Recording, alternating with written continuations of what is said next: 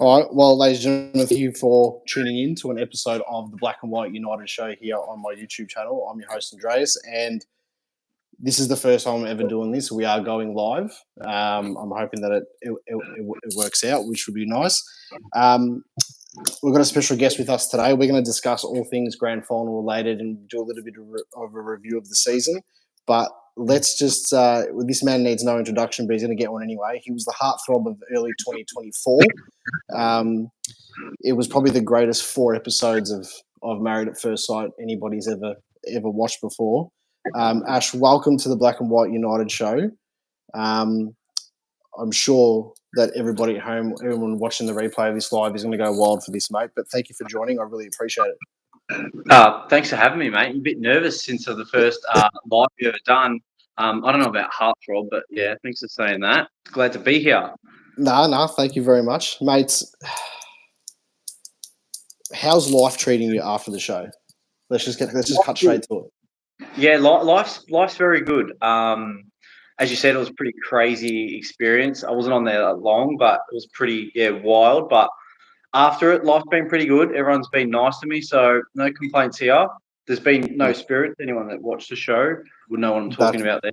That's a subtle little thing, but I put on one of the advertisements that I was talking to you that the Land Down Under, but I made sure it was the part of the song where I met a strange lady. She made me nervous. I didn't pick up on that. I actually didn't pick up. Yeah, she did. So I've seen recently on socials and stuff you've been doing a bit of a body transformation. Is that correct? Yeah. So I hooked up with, I'll give him a bit of a plug, Taz from BTS. He's out in the north. I've been undertaking that, which has been really good. Getting some results, which is good, but still have 6 weeks to go. So getting ready for summer, mate. So you know how it is. That's it. Are you planning any trips and stuff happening? I'm getting ready for your wedding, mate. That's what I'm getting ready for. That's good. Shout out to Belinda. She's in the next room in November, correct? Absolutely. All right. So, mate, for those that don't know, and they probably would already know now from seeing the preview and stuff like that, you're a Melbourne supporter.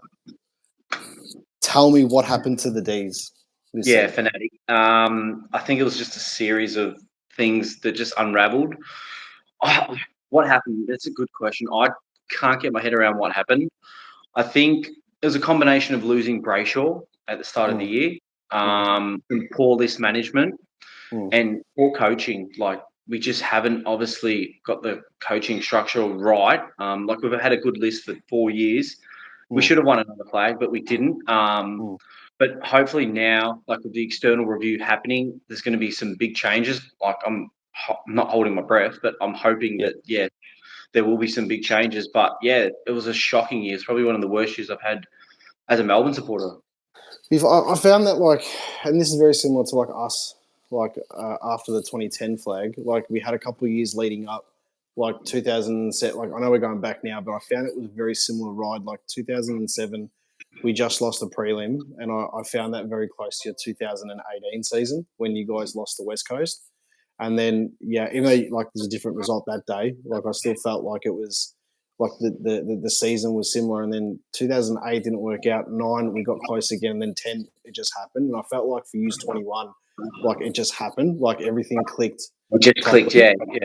And, like, you got to, like, take into consideration too, like, we had the bubbles, like, it was COVID, like, there was more challenges thrown. So, like, it wasn't an easy season. Like, none of the players were at home. So, like, I felt like that was an awesome season for you, but I just don't know how you'll, like, how the last couple of years, like, straight sets in finals and stuff. Like, is it a midfield thing? Like, do you think it's a key area of the field? Or it's definitely the forward line. We haven't had a working forward line for 3 years, and they just can't fix it. Like, I don't think you need a big power forward that's going to kick 80 goals to win the flag, right? You need a forward line that obviously structures up well and works together. Like, we've seen with Auckland, we've seen with you guys last year. Like, you didn't really have a power forward, but for whatever reason, Goodwin and the team just, I don't know, they can't get it right. Like, they just can't get a forward line that kicks straight, that works, that functions, and it's it's actually frustrating as a Melbourne supporter. Like, any Melbourne supporters, like, we want to, like, we need a forward line, but we can't get it working, and it's so annoying. Is that the key? Is that the key position that you think that you guys need moving I forward? think so. Because Yeah, I think like defense we're short up. Like we got May, Lever, then the mid. Or obviously the midfield when we have Track, Oliver, Viney, Gorn, when they're all fit, like the midfield's good. And it's the forward line. It's like we've got Fritsch, Van Rooyen's good, Cozzy. Like we've got the ingredients there, but they're just I don't know. It's just they're lacking that touch of class, and it's costing us. And this year it was just I could see from early on. I was like, no, we're going to be nowhere near it. And we went to the game together, the King's birthday. Yeah. And I knew I was like within the first quarter, I'm like, we're going to lose this. Like this is Not pathetic. to rub it in, but like, and I've said this on my channel before, like that performance at King's birthday, there was probably like 3 or 4 games this season where we had like a complete performance. I felt that was probably our complete performance of the season. When we played against you towards the end of or the last game of the season, I mean that was a bit of a write off there, but both teams pretty much couldn't make the final, so it was a dead rubber more than anything. When the season was in the balance, then I felt that was our most complete performance. The biggest difference that I found playing against you was probably just you guys were very good at like getting numbers around. Prediction for Melbourne for 2025. Realistically, where do you think that you guys will probably?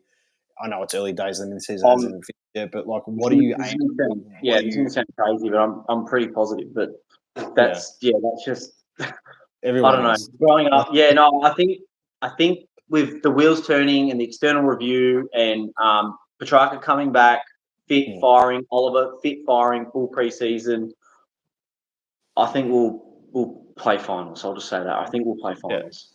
Yeah. I think you'd be a fair chance.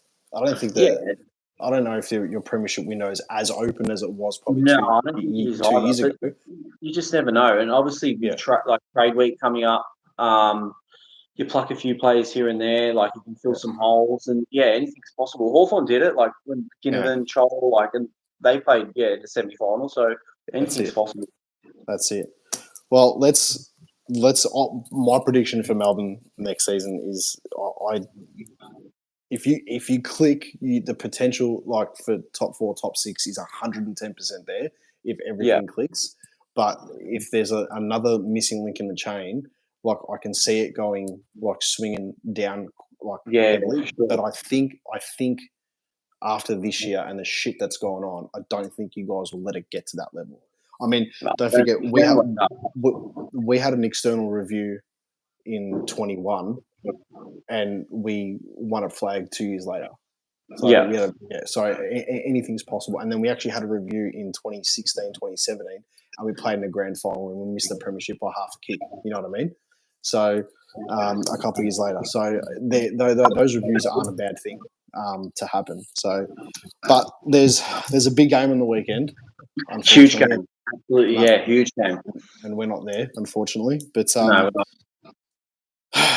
Sydney, Brisbane. What do you reckon? Oh, I have to say Sydney. I'm backing Sydney. They have to the favourites. They're obviously the favourites going in. I think they are. Yeah. I should have checked the odds before we moved in, but Yeah, no, they definitely are. Just with the form of Heaney, Warner, Goulden, like I can't see how Brisbane can beat them. Like I just I can't see how they get on top of them. But my tip's definitely Sydney. But it's gonna be a cracker for sure. Is there any particular part of the ground you think that Sydney would just dominated him from start to finish, or do you think it's going to be an even game? Or I think Grundy will obviously dominate now in the ruck. Neil's got a bit of an injury, I've heard, so that doesn't help. But then again, Brisbane do have a good midfield. Dunkley, McCluggage. I just think Sydney are cherry ripe to just run over the top of them. The only thing that worries me about Sydney is their forward line, like Amadi, McDonald. Like it's not great if you look at it on paper. It's really not that good. Look, those two have stepped up at times this season where like they've needed to, but also there's times where like they've sort of let them down and they haven't lived up to like and they've done nothing. So I don't know. I think it's going to be a battle of the midfields. I think both midfields are stacked, and it's going to be a very much like a ping pong sort of game. But I really see Brisbane's forward line doing some serious damage. So I agree. And now that I've actually like said it out loud about Sydney's forward line, does worry me. Yeah, Because if they have an off game, Amadi, McDonald, they've got Papley, they'd have to put Heaney forward, right? yeah, on the half forward, and then just push him in stoppages or something like to play as extra mid. Yeah, so Brisbane have a lot more options to score. Yeah, because they got Danaher, Hipwood. Not that Hipwood's done much, but they've got Yeah, but Danaher, Danaher's Hipwood, in real good form. Cameron, yeah, Rayner. Yeah, I don't know. I do think that Sydney will probably get on top of them in the midfield battle, like throughout the game, and like they'll probably just have more extra run. I think they had Sydney's preliminary final was it wasn't a bye. I mean, Port turned up for half a game pretty much, and I think they're probably a bit better like preserved than what Brisbane would, because Brisbane had like an epic battle against Geelong, and that was the preliminary final for the ages, that one. But I think Sydney might just have that little bit of an extra edge, like when it comes down to it, and I think it might be a couple of goals in it. I'm tipping maybe 15 points Sydney, something like that. Like they just hold them off towards the end. It's going to be weird though, because if Sydney lose, that's like 4 grand finals in a row that Longmire's lost. But then if Brisbane lose, it's back-to-back grand final losses. Yeah. So they're both 2 of the last 2 years runners up fighting for the flag. So if you look at it like that, it's a actually tough one to come back from 2 grand final losses. It's like, but I mean the pressure's definitely more on Brisbane, I'd say, than Sydney. But that's a silly thing to say because it's a granny. But it's a grand final. But Brisbane, I'd reckon they definitely would be feeling a lot more than Sydney going into it because they lost close last year. Yeah. But it's definitely gonna be a close one. I don't think it'll be a blowout, which is good for all the neutrals. It'll definitely be close. I reckon. We'll under 20 points for sure. Yeah, definitely. It'd be funny though if it was a draw and then it went to extra time. Like, can you imagine? Like, and it's not unlikely. I mean, both teams are fairly evenly matched, so Could it'd be happen. interesting. It'd be interesting if it happens. So, all right, three questions. Let's just quick fire. Let's say it's a Sydney win, right? Yep. Sydney win the grand final. Give me your first goal of the game, regardless. First goal of the game, Heaney. Yeah, Heaney. All right. Who wins the Norm Smith? Papley. All right. And who goes missing in the grand final? Amadi. Okay. All right. Now Brisbane win the grand final. Okay. First goal scorer. Charlie Cameron. All right. Norm Smith medal. That's a good one. Neil. Okay. And who goes missing in the grand final? Logan Morris. Okay. I've got if Sydney win the grand final, I've got Heaney for Norm Smith. Yep, he's favourite, isn't he? Yeah, I reckon he'll lift. I've got Logan McDonald to go missing. And first goal of the game, I reckon Amadi will probably just clunk one, and then that'd be pretty good odds. Then go back, and then if Brisbane win, first goal scorer I've got will be Hugh McCluggage. I reckon he'll get one from a stoppage and just snap it. He did it to us in the granny last year, pissed me off. First goal kicker. First goal kicker if Brisbane win, I reckon Hugh McCluggage. Yeah, okay. Norm Smith medal, I reckon.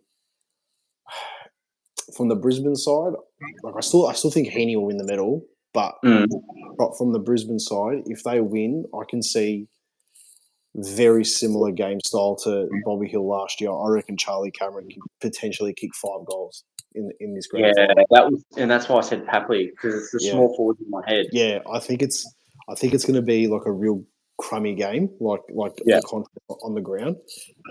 Because if you look at both forward lines, they're stacked with some serious tools. Yeah, like you got Amadi, Logan McDonald, and then you've got Danaher, Hipwood, right? So I can just see the ball coming to ground heaps, and the G, it's a quick ground, so I can just see the small forwards going nuts. But I just for Brisbane to go missing in the grand final, I'll probably say Hipwood. I reckon Hipwood is one of those players where if even if Brisbane win or they lose, I can just see Hipwood getting nullified out of the forwards and not doing any damage.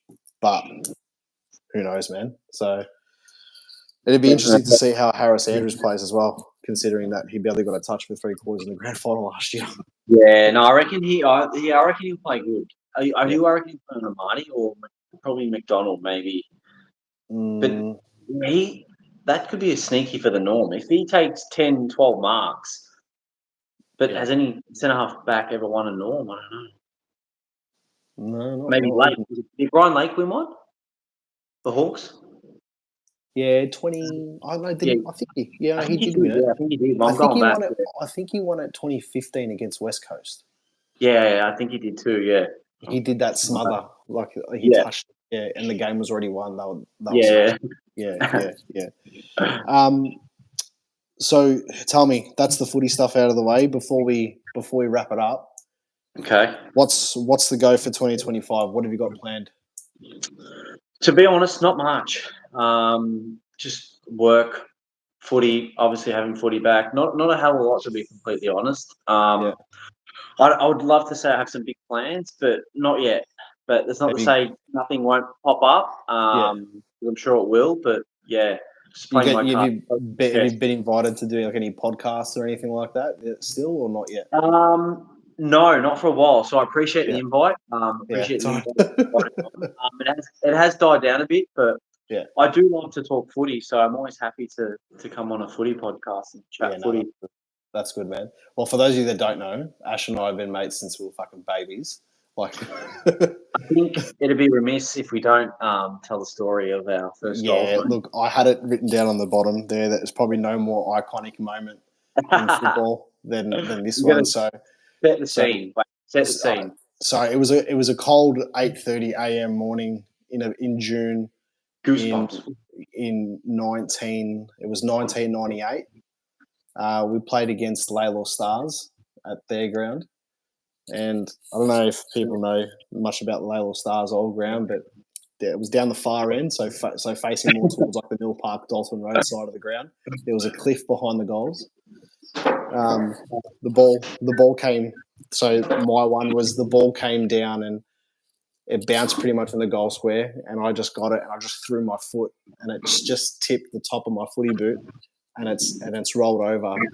And I've looked over the side and my dad and your dad were in the forward pocket on the boundary line, and they both just went up and they're just like, and they went nuts. And, you came up to me, gave me a hug. We were like 8 or 9 years of age and just loving it. Both had kicked the goal, right? That was my first goal ever. Anyway, and then the ball goes back up for a bounce again, and Laylaw Stars were shit, and we were just on that day. And I'm acting like it was a fucking senior grand final. It was under 9s, who cares? The ball comes in for the next one, and then paint the scene. Tell me what happened. I remember picking it up, turning around, snapping the ball, bang, bang, bang, bang, bang, bang, bang, bang, bang, bang, in, boom, turning to the crowd, seeing the 2 old boys sitting there. I vividly remember your old man, yes, Ash, and then my old man. I reckon your old man. I reckon your old man celebrated more for my goal. Yeah, and I reckon my old man celebrated more for your goal. That's my memory. That's actually my memory too. Yeah. So I'm not. Yeah, it's not playing tricks on me. Yeah, I remember when the ball just was bouncing like fucking all over the joint, and then it just literally just rolled over the line. The ball got. It was like euphoria, man. Like we both didn't see a flag for like our AFL teams for years later, but that moment was just like absolute euphoria. It was fucking amazing. So, good times, man. Good times. Ash, thanks for coming on. I really appreciate it, man. Good luck with everything moving forward and stuff. Hopefully, we see you more on our television screens. And I know the ladies would like that. Sorry if your missus is in the background there. Doesn't matter. If I don't see you, I'll see you at my wedding. But thank you so much for coming on. And appreciate it, mate. And hopefully you get me on next year. Oh, yeah, when I'm big, famous and shit. All right, man? For sure, man. Don't forget me. You don't forget me. That's the main thing. See you, mate. See you, bro. Bye.